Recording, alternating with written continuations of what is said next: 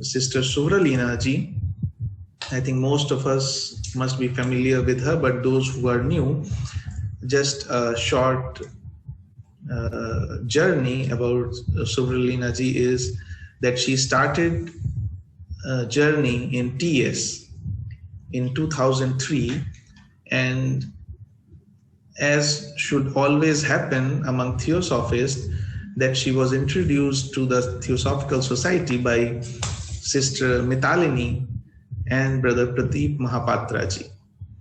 And she became a member of Siddhartha Lodge Bhuvaneshwar, Utkal Theosophical Federation. But when she moved to Delhi, NCR in 2008, she subsequently moved her membership from Utkal Theosophical Federation to Delhi Theosophical Federation and became a member of Shankar Lodge, Delhi. But as motivated and full of vitality spirit she is, when she relocated to Ghaziabad, there she founded a new lodge which we know as Prayas Theosophical Lodge in December 2017. And the special thing about this lodge is the members of the lodge are mostly young children and youth for whom she conducts weekly meetings and also seminars, special studies, classes, and workshops from time to time. During her membership of last 17 years, Suvralina ji has also been an active TOS member, working for poor and underprivileged children. And she took charge of TOS Delhi region in 2016 as the regional secretary and has been dedicatedly working under the guidance of senior members of TOS. She is a firm believer of unity of life and leads the life as a follower of natural laws and law of karma, putting theosophy in practice, observing her own self with practical aspects of spiritual science. And of all her personal identities, she prefers to be a theosophist first. So without any further ado, I request Sister Suvralina to conduct this study of Mahatma letter for all of us. Sister Suvralina. Namaste. Thank you, Brother Shikhar, for this introduction. And also I would like to thank Brother Mahapatra, who not only assigned me this beautiful task of preparing this talk based on the letter number 49, which is Mahatma letter 48, but who actually gave me a chance to read this book. So all thanks to him. I had read the book long back, but this task gave me a beautiful chance to reread again. I think life is all about that, to revisit, to reread, to ponder over. So when I'm going to take up this letter number 49, that is Mahatma letter 48 from this book, which was reported a receiving date of 3rd March 1882. First of all, I would like to touch upon the context and background of this letter. Since we all have been reading and we all have been, listening to Mahatma letters for quite a number of days now through this series talk, we all know in letter number 38, a letter from William S. Moses, Mahatma H. said in his comments appended at the end of this letter, "My letter is private. You may use the arguments, but not my authority or name." The Mahatma was referring to a letter which he was writing or probably had written, but which Senate had not yet received. This is that letter. The fact that it is dated as received on 3rd March strengthens the suggestion that the Mahatma's comments on Moses' letter were written late in February or very early in March. Before we start reading the letter in detail, let me talk about all the people whose names are mentioned in this letter. And I think that is important to learn variety of aspects mentioned in this letter. So here I go one by one of all the 9 to 10 names which have been mentioned in this. And they all are beautiful people. First name, William S. Moses. He was an English clergyman, a writer, and editor. He was a medium and a prominent member of the spiritualist group in England. Also, he was a member of the TS. He had a guide called Imperator, whose nature is discussed in the Mahatma letters.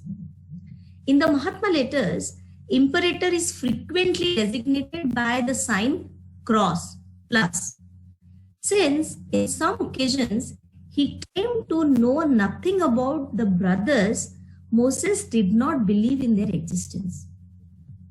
Imperator's identity is not clear.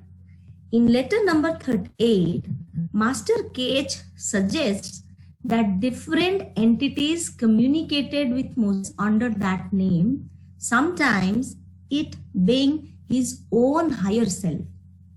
At other times, one of the adepts, and in other occasions, some other entity or entities.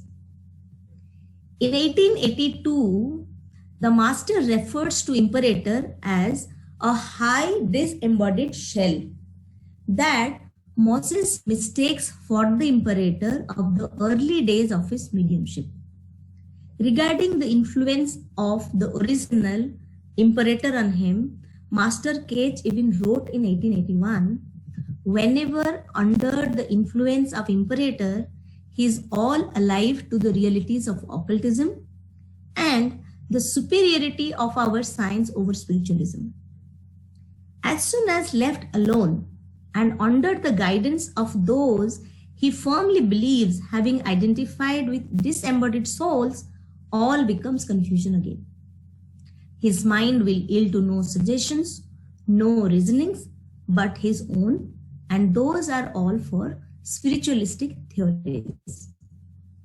It is but when standing face to face with his inner self that he realizes the truth that there is something higher and nobler than the pseudo-spirits. It was at such a moment that he heard for the first time the voice of Imperator. And it was, as he himself puts it, as the voice of God speaking to his inner self. The second name is William Oxley. He was born in England. He joined the TS, although later resigned, becoming a critic of it. Mr. Oxley was the author of several books, among which was The Philosophy of Spirit, announced as a new version of the Bhagavad Gita.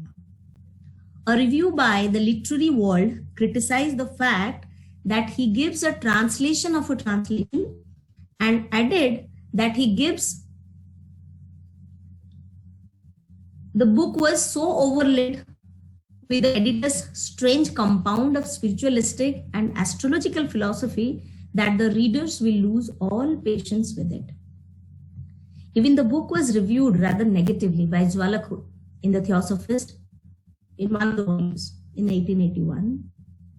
Oxley took exception to this and published an answer in the issue of March 1882.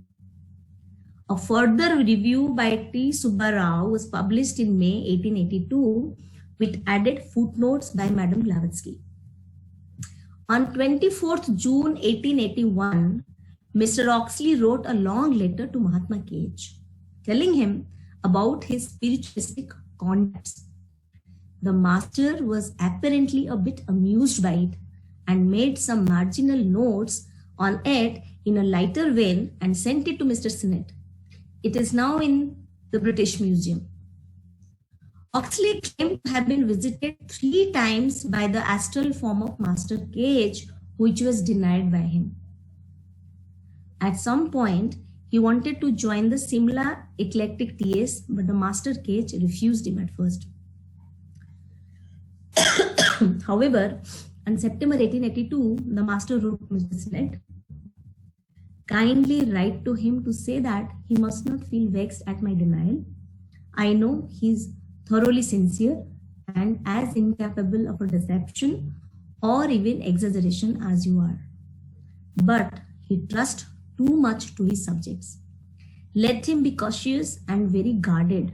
And if he joins the society, I may help and even correspond with him through you. He is a valuable man and indeed more worthy of sincere respect than any other spiritualistic mystic I know of. And though I have never approached him astrally or conversed with, I have often examined him in thought. The third person is G. Mitford, Godolphin Mitford. He was born at Madras on April 16, 1844. His father was a clergyman, a very eccentric and of a peculiar character. G. Mitford converted to Islam, took up Eastern ways of dress and adopted the name Mirza Murad Ali Beg. In 1882, he became a member of the TS and a probationary chela, but eventually failed, having dabbled in black magic during his wild youth. He wrote some thoughtful theosophical articles, notably The Elixir of Life. There was evidence of Ali Beg's dabble with black magic since he arrived to the headquarters in Bombay. Damodar K. Mavalkar wrote that the very first thing he told him was, if you ever want to progress on the right path, beware of sensual appetites dragging you down. And above all, take care of brothers of the shadow, the sorcerers, with some of whom I have had personal dealings, to which fact I trace all my present suffering, struggle, and misery. In spite of this, he had resolved to become a chela, and according to Mahatma K.H., he forced himself within the enchanted and dangerous circle of probation. He did not pass his period of probation successfully. Nevertheless, he wrote a famous article entitled The Elixir of Life, which was published in the Theosophist. This article is mentioned several times in the early theosophical literature, and Madame Blavatsky stated that it was written by its author under direct dictation or inspection, presumably by a Mahatma. The fourth name mentioned in this letter is Jwalakhul, who was a chela of Mahatma K.H. In the Mahatma letters, he is frequently referred to as the disinherited, a nickname given to him because he was disinherited by his family when he became a chela of Master K.H. He is also sometimes called Benjamin in reference to the biblical story in which Benjamin is the youngest of Jacob's 12 sons. Mahatma K.H. even referred to him as his alter ego. Jwalakhul was used in a number of instances by Mahatma K.H. as intermediary to precipitate some of the letters he sent to Mr. Sinnett. Besides this, he wrote a few letters and notes and signed them with his name. The first letter he wrote to Mr. Sinnett was after Mahatma K.H. finished his long retreat in 1882, early 1882. And that was published in Mahatma letter number 37. The next name is Edward Maitland. He was an English humanitarian, writer, and seer. He is best known for his collaboration with Dr. Anna Kingsford on their 1882 book, The Perfect Way. In one of his letters, Mahatma K.H. recognizes the fact that Maitland was clairvoyant. However, because he had not been systematically trained, his visions were not accurate. The Mahatma comments on the fact that although Jesus and John the Baptist, as well as the Hermes the first and second and Elijah, were clearly visible and audible to Maitland, these visions were the creation of what he believed in and wanted to see. So the very name Anna Mary Kingsford was a prominent English theosophist in 1880s. and best known as the co-author with Edward Maitland on this book, Perfect Way. She was one of the first women to become a physician in England, a mystic and poet, feminist, and avid anti-vivisectionist and vegetarian. Anna was, to say the least, an extraordinary woman, a mystic, a poet, a feminist, a scientist. She was one of the first women in England to become a medical doctor, although she would go to Paris to earn her degree. She was a prolific writer on the esoteric and the occult. The next name comes T. Subbarao. He was a brilliant Advaita Vedantist who became an early theosophist. A strict Brahmin, he was trained as a vakil within the Indian justice system, a highly profitable profession that time. He practiced law at then Madras, the new name Chennai. In 1882, after corresponding with Madame Blavatsky, Colonel Olcott, and Damodar K. Mavalkar, he became a member of TS. Subbarao became aware of the Theosophist published by Madame Blavatsky and Colonel Olcott. He began corresponding with the two founders and contributed some valuable articles on Hindu religion to their magazine. He later became an editor of it. In 1882, when Subbarao invited Blavatsky and Olcott to then Madras and now Chennai, his presence there was an important factor in the purchase of Adyar property. We all know that.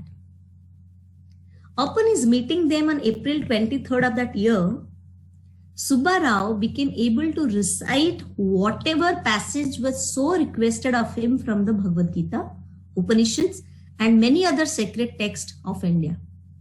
He had apparently never studied these things prior to the fateful meeting. And it is stated that when meeting Blavatsky and Damodar K. Mavalkar, all knowledge from his previous lives came flooding back. Prior to this meeting, however, Subbarao was not known for any esoteric or mystical knowledge, even by his closest friends and parents. It was only after meeting the pair that he began to expound on metaphysics, astounding most of those who knew him. The next name is Bhavani Shankar Ganesh Mullapurkar, also known as Bhavani Rao. He was an early associate of the founders of the TS. He retained a lifelong interest in theosophy until his death in 1936. He was a chela of Master Cage. Bhavani Shankar was involved in the transmissions of some of the letters from the masters to Mr. Sinnett. And he even saw some of the masters in their subtle bodies. Then comes the name Mrs. Mary J. Hollis Billing. She was a remarkable American medium and member of the TS. Master Cage said that among mediums, she's the most honest, if not the best. Mrs. Billing was active in the formation of the London Lodge, but did not join it, preferring to return her membership in the Parent Society. That time in 1877, if a member of the Parent Society joined a branch, membership in the former was forfeited. And in this letter, the last name mentioned is Damodar K. Mavalkar. We all know him. He was an Indian theosophist and a chela of Mahatma K.H. In 1879, he met H.S. Olcott and H.P. Blavatsky in Bombay after they had just established the TS's temporary Indian headquarters there. When he joined in August the society at Bombay, several of his relatives, including his father and his uncle, also became members. However, he went a step further. What did he do? He gave up his caste. In 1880, he officially became a Buddhist while in Sri Lanka, taking Panchasila along with Colonel Olcott and Madame Blavatsky. His action displeased his family and led to conflict, due to them desiring him to return home and live with his wife, who was betrothed to him in his childhood, or face the consequences of being cut out of his will. In response to this, Damodar gave up an income of 50,000 Indian rupees to provide for the future of his would-be wife and continued to live and work with the theosophical founders. So when we read about all these people in this book, some of the portions I actually searched and found out the details just to know them more, not just by names, but actually what they were. So we understand there is a direct evidence for the existence of masters. In the early days of society, when only Madame Blavatsky had developed higher faculties, the masters materialized themselves on various occasions. Many others who see them in their sleep go out of the astral bodies and visit them. Mahatma letters are not just a proof of correspondence with Epicene. It contains many profound concepts. As rightly mentioned in the book, the masters and the path, great ones are the light bearers to show us the path which we must tread if we wish to reach the glory to be revealed. Men in all ages who, instead of leaving the world entirely to pursue a life of their own in the divine or superhuman kingdoms, have remained in touch with humanity to assist its evolution, beauty, and love of truth. In the Mahatma Letters to Epicene book, in the previous letters, there are many such statements which I would like to refer before I put my thoughts on the ML48.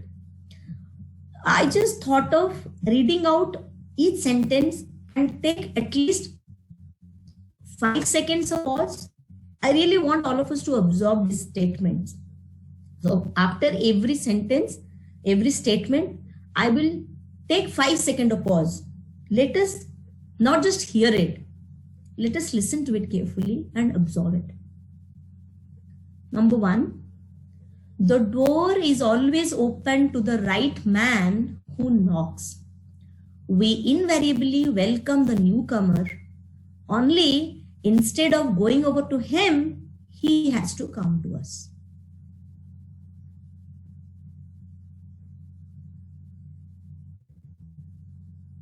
The second statement, it's a royal thing. When one is doing good, evil spoken of himself.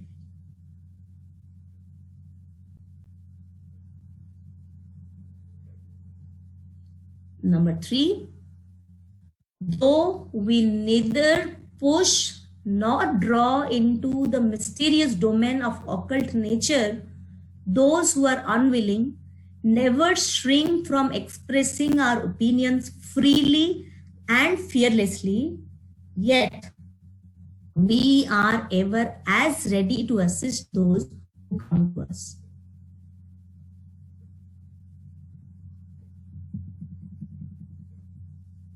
Number 4, practical value of good motives is best seen when they take form of deeds.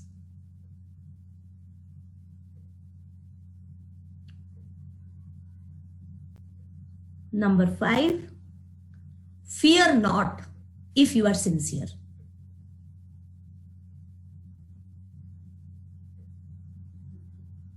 Number 6, it is humanity which is the great orphan, the only disinherited one upon the earth, and it is the duty of every man who is capable of an unselfish impulse to do something, however little, for its welfare.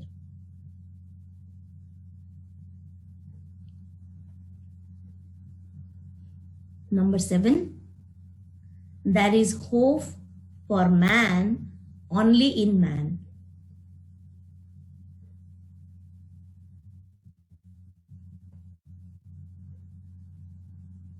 Number 8, though every person is born with the faculty, few develop in themselves the art.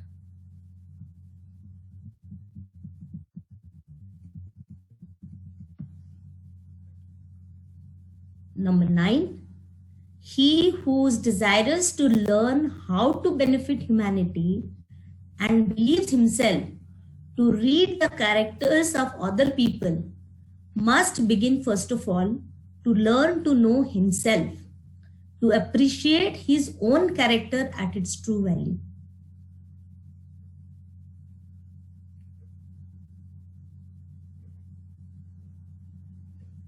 And the number 10, which is the last thing I had noted from previous letters. sorry, I've got a bad throat. Men who join the society with the one selfish object of reaching power, making occult science their only or even chief aim, may as well not join it.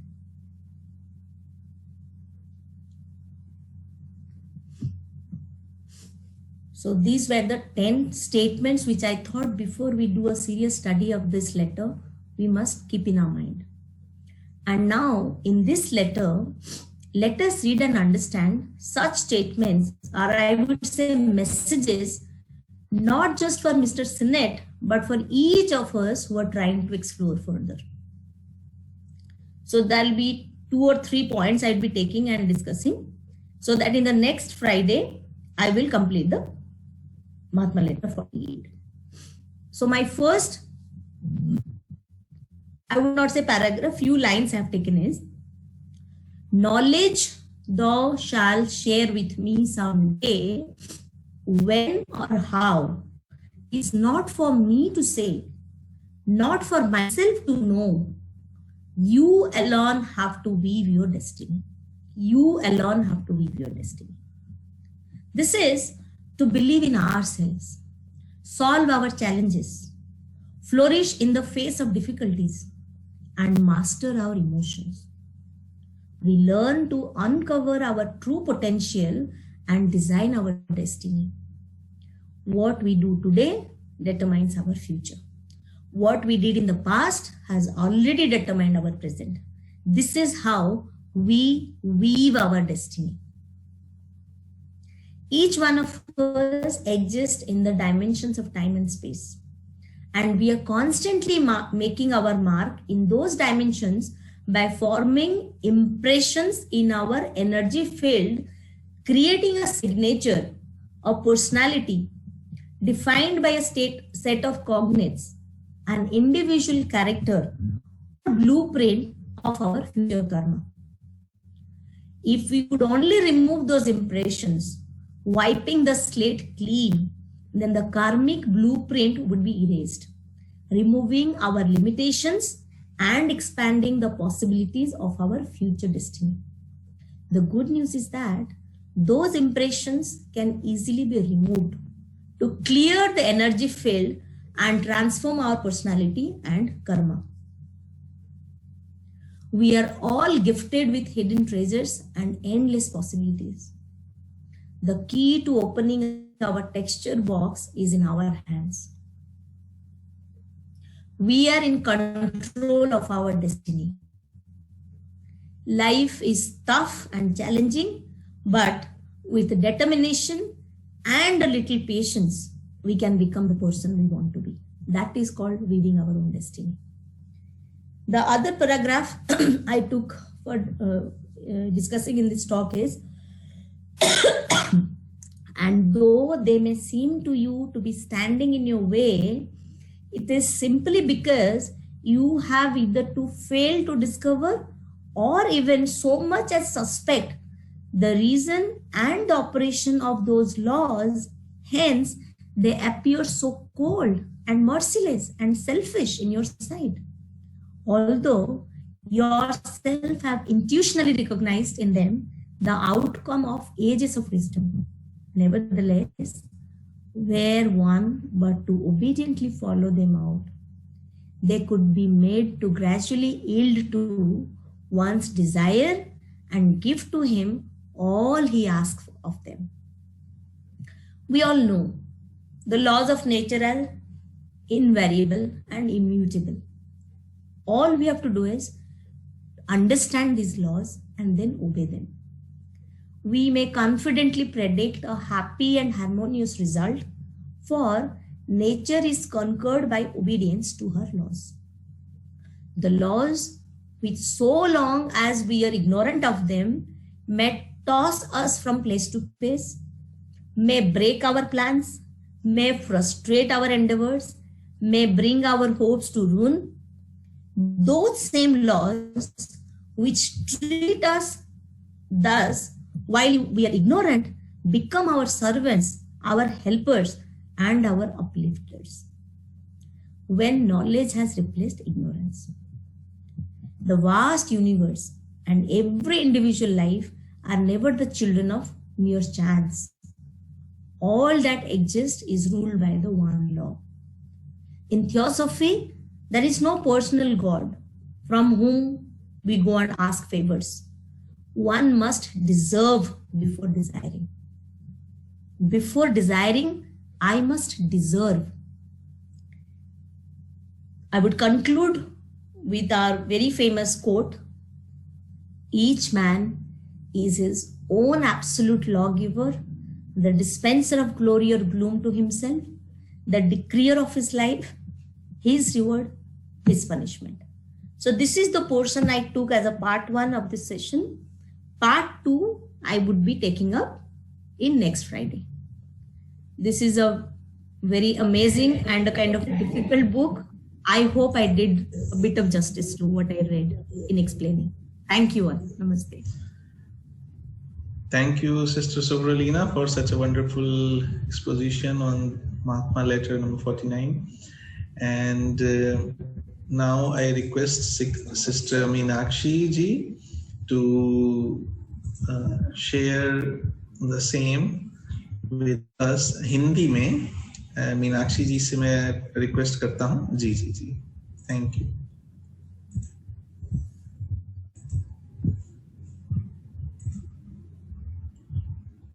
Unmute कर लीजिए मीनाक्षी जी, unmute कर लीजिए. नहीं हो रहा? Okay okay, एक minute.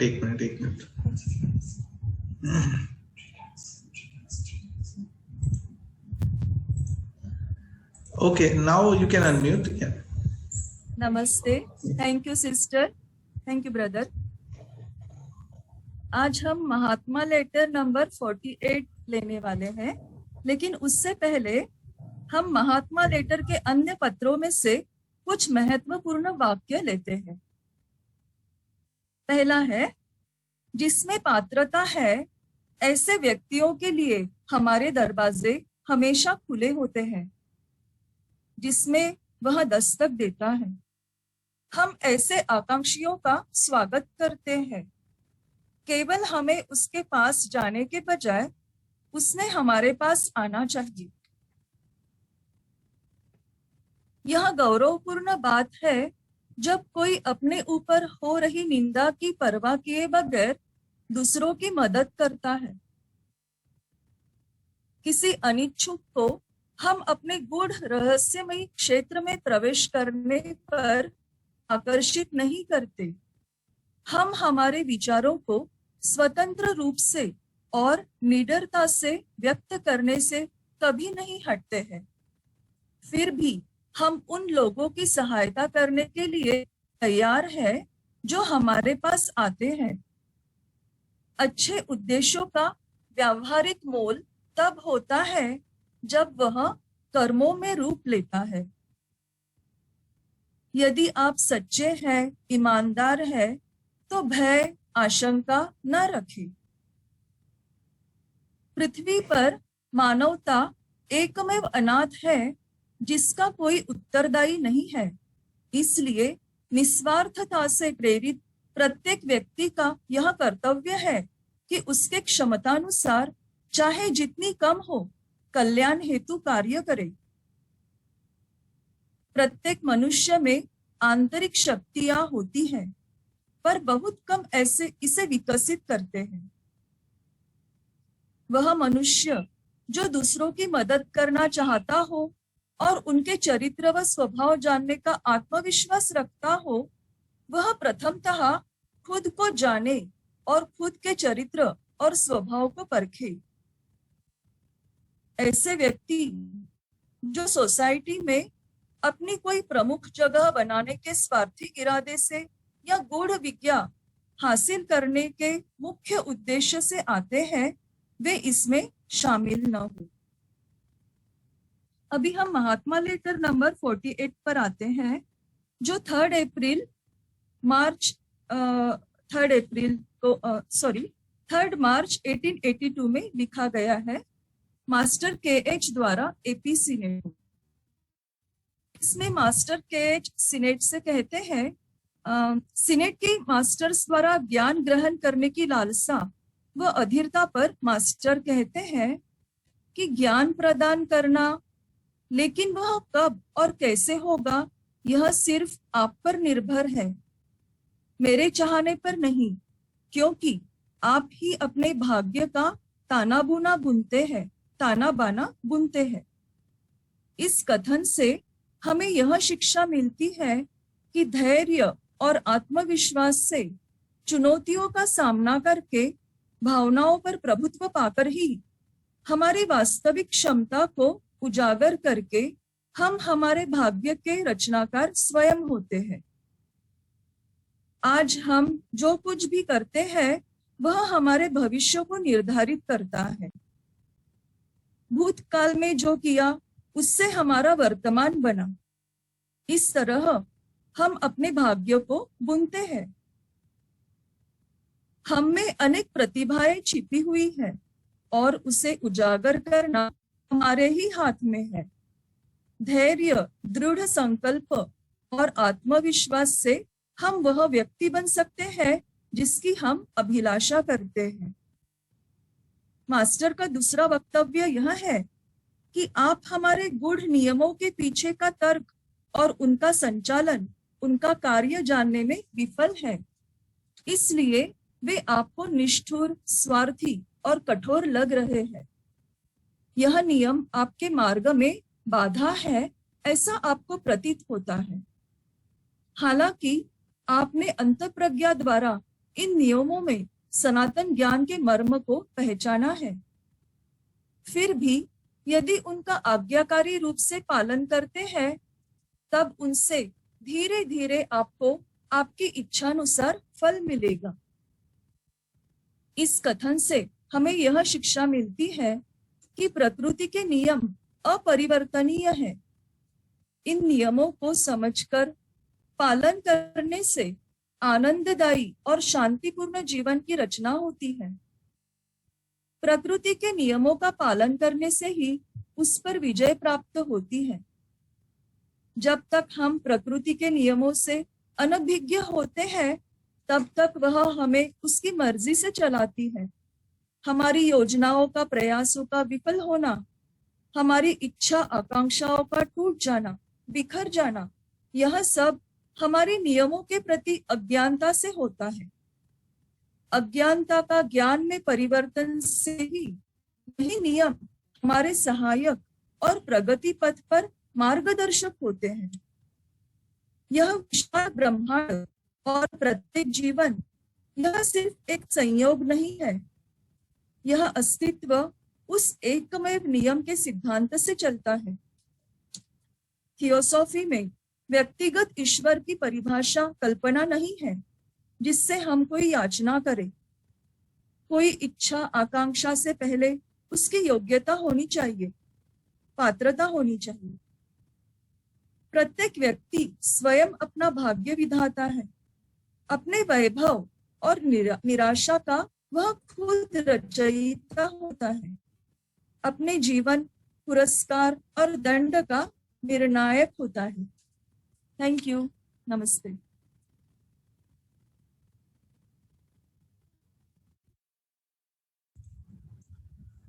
Thank you, बहुत बहुत धन्यवाद सिस्टर मीनाक्षी जी। आपने हिंदी में इस पत्र के बारे में हम सबके साथ शेयर किया और आज का ये सेशन यहीं समाप्त होता है और हम लोग समाप्ति के पहले प्रेयर के साथ इस सेशन को समाप्त करेंगे। तो सभी से रिक्वेस्ट है कि वो अपने मन में इस प्रेयर को दोहरा सकते हैं।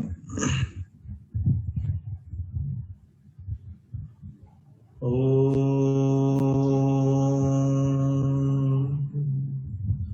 असतो मा सद्गमय तमसो मा ज्योतिर्गमय मृत्योर्मा अमृतं गमय। ओम सर्वे भवन्तु सुखिनः सर्वे सन्तु निरामया सर्वे भद्राणि पश्यन्तु मा कश्चित् दुःखभाग् भवेत्। ओम शांति शांति शांति।